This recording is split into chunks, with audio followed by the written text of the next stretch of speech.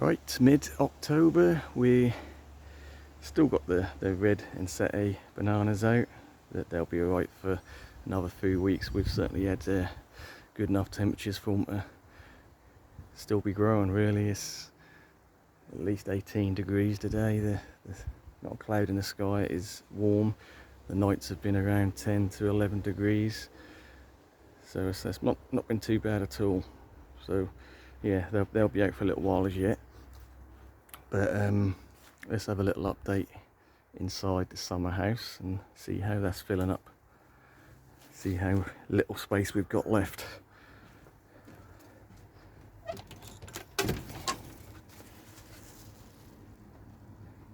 So it's quite warm in here. So it could do with watering really. So we are pretty much stacked out, to be fair, in here, and we are going to get some leaf die off on some of the plants, especially the bananas and things like that. I mean, I'm expecting that. I'll just cut off as they do die back. Bird of paradise at the back should be fine. A lot of the palms should be fine.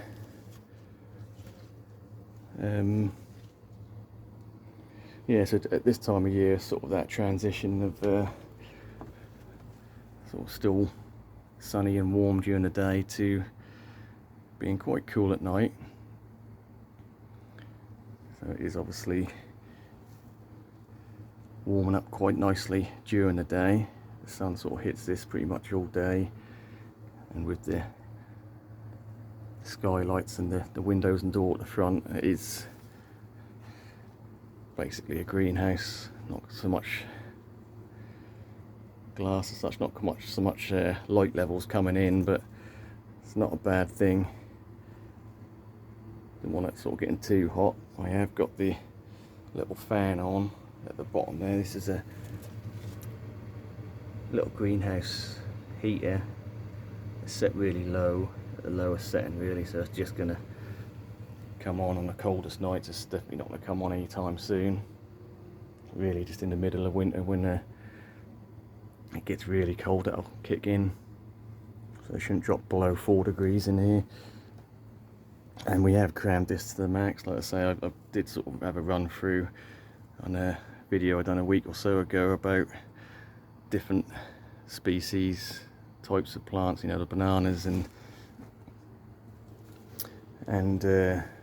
palms and that sort of thing. Got a lot of elephant in his as well. Some of these plants I'm going to be pushing my luck with, but I just ain't got space indoors for them. I had a good sort out yesterday. Everything that can go indoors is indoors, so anything else is sort of overflowed into here. Not so concerned about things like the bromeliads, which we've got at the bottom here. They're absolutely fine at cooler temperatures. Not a problem. Probably the biggest concern is the crotons, but I bought a couple indoors and just didn't have space for these ones, and these are the ones that are looking a bit more rough anyway, so we'll see how they do. But yeah, I definitely could do with a water in here. Like I say, it's quite warm today outside, so in here with all the plants, as the humidity is obviously gone up with any moisture in the pots, so I do leave the door open on a nice day. Like I say, there is air flowing anyway with the little fan going down there. Yeah, so it's just a matter of keeping an eye on things at this time of year. Obviously we don't want it heating up too much with the lower light levels in here compared to outdoors. So really we just want to get the plants acclimatised to I wouldn't say cooler, because it's probably cooler outside it isn't here, but just a lower light environment. You know, that cold weather's going to kick in sooner or later, and these are all just going to hopefully tick over nicely, pretty dormant. So the ones I am watching are I've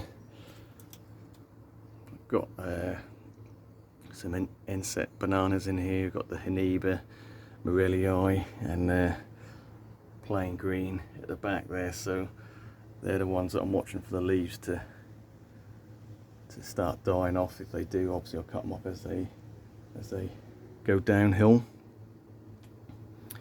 In fairness, the Sycambensis is not too bad. It's sort of dried up some of the lower leaves, but I expect that to go down to sort of just the centre leaf over winter.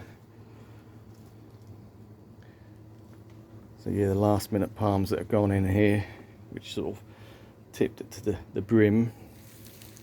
We've got the queen palms, mountain form. So they do well in this situation. And just looking at that, I've missed a snail, so that's just reminded me. Again, I'll stress, whenever you're bringing plants indoors or in a greenhouse, or shed, whatever environment you're bringing in from from plants from outside to inside, give them a good check over. Obviously I've missed one there because we've got a little baby snail, so I'll pick that off in a minute. A lot of these plants, that is tough to get in there. I did clean a lot off as I came in. This one I just chucked in yesterday. This is the Traveller's Palm, which I grew from seed a few years back. Always look a bit rough. He's starting to push out a new leaf there. Doesn't do quite as well as the giant bird of paradise, as we can see it. So yeah, a good thing is to. So I brought this in yesterday. I didn't really have time to cut it back, but I will cut anything like that where you got curled over dead foliage. Good to keep it all clean, tidy, stop any mould. Because in this environment, winter in the UK, 5 months or so, it can be a long time for just a couple of snails or slugs or caterpillars. They can do a lot of damage in that time, and if you're not checking regular. So yeah, a good rule of thumb is to give a good visual inspection of all your plants, spray down if possible with a hose, and cut back any dead, dying, broken foliage, whatnot. I know it sounds like common sense, but sometimes you do things at the last minute, you sort of easy to forget or overlook. So yeah, just a matter of keeping an eye on things.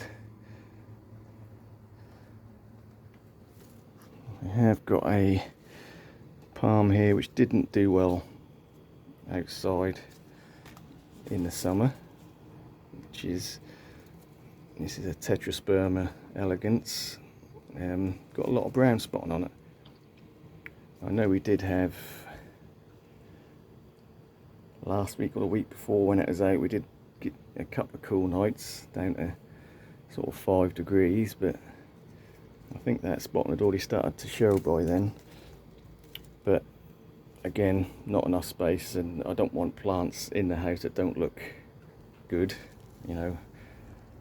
My house is my garden during the winter. That is, I still enjoy a jungle indoors. So I don't want plants that look particularly rough, and if this is going to be a plant that's going to give me problems, and if it dies over winter,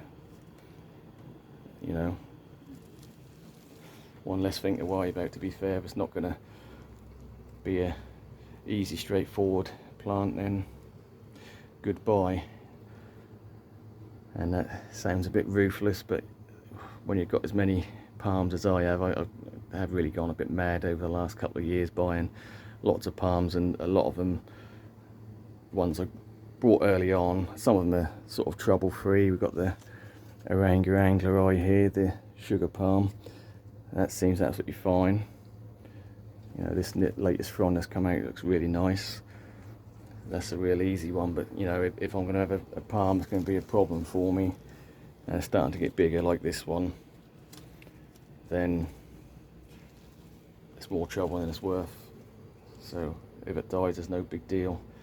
I've got a lot of smaller palms which will grow into bigger palms eventually. I'm not concerned about the odd palm, like I say, too much trouble.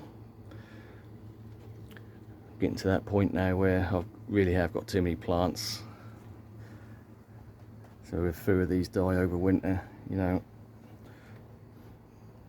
I'll have plenty to replace it. Yeah, so that is what the summer house is looking like. It is stacked.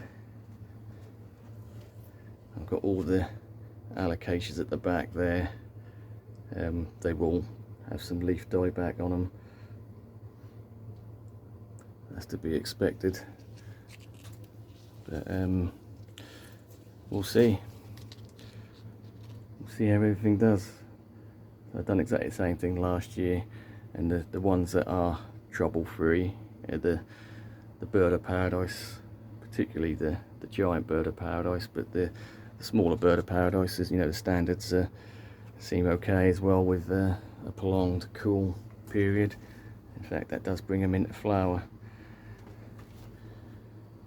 So yeah, enough rambling again. We'll leave it at that. I'll give it a good water, and just as I'm watering, I will have a good visual inspection and make sure we get all these little nasties off and get them out the way. Give the plants a fighting chance. Right, let's leave it there. Thanks for watching. Catch you on the next one.